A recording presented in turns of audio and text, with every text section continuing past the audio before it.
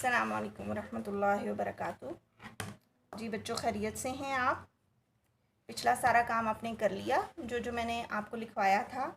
3-3 लाइनें आपने लिखनी है इकरा खुशखती में, और बाकी की जो प्रैक्टिस है बाकी हुरूफ की या इन हुरूफ की अगर आप मज़ीद करना चाहें तो फिर आप अपनी रफ़ नोटबुक पर करेंगे। हाँ जी, आज हम लिखेंगे लाम। अब लाम में देखें, अलिफ की शक्ल छुपी हुई है और नीचे से यही काफ की गोलाई। बिल्कुल इन दोनों को हम मिलाएंगे तो लाम बन जाएगा। यहाँ से हम ऊपर से शुरू करेंगे, अलिफ बनाएंगे, और चूँकि ला गोल शक्ल नीचे वाली लाइन को टच करती है तो हम निचली लाइन को टच करते हुए यहाँ पे हम ख़त्म कर देंगे। ये बन जाएगा लाम।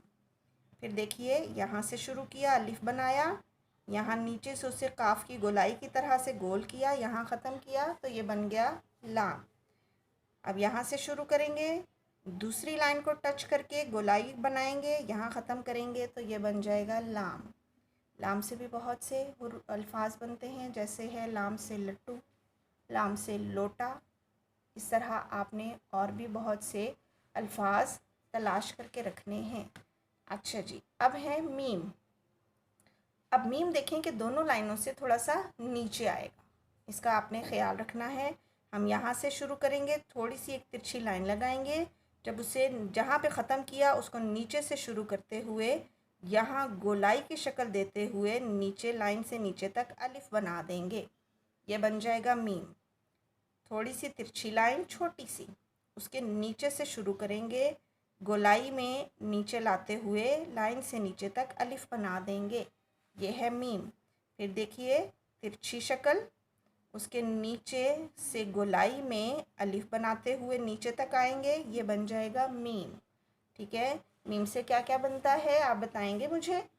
ठीक है, मीम से मोर है, और क्या क्या बनता है आप बताएंगे। ठीक है, अब हम लिख रहे हैं नून। अब नून में आपको क्यों नहीं मसला होगा कोई भी, क्योंकि आप इससे पहले काफ लिख चुके हैं, वो भी गोल शक्ल का है।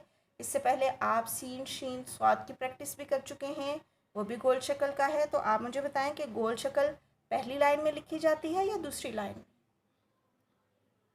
हाँ जी, बिल्कुल ठीक, हमेशा गोल शक्ल दूसरी लाइन को टच करती है। जैसे हमने अभी काफ लिखा था उसी तरह हम नून भी लिखेंगे, यहाँ से शुरू करेंगे और दूसरी लाइन को टच करते हुए गोल शक्ल में यहाँ ख़त्म कर देंगे।